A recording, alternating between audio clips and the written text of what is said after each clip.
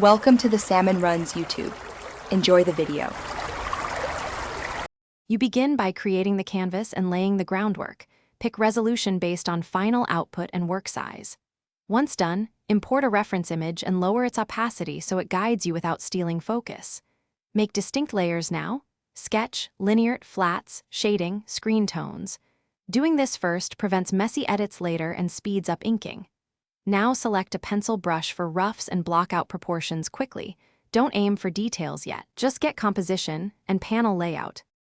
Next, refine the sketch into clean linear while explaining why. Cleaner lines improve readability for printing and tone application. Turn on stabilizer, pick a pen with pressure smoothing, and trace confidently. Vary line weight to emphasize depth.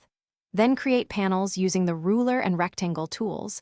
Convert them to selection and mask layers so tones and speech balloons stay inside. Once panels are set, add screen tone on a dedicated layer. Scale and opacity matter, so test values and erase where you need edge clarity. To finish, add flats and shading with clipping groups so colors stay inside linear. Lock transparency when painting to avoid accidental spills.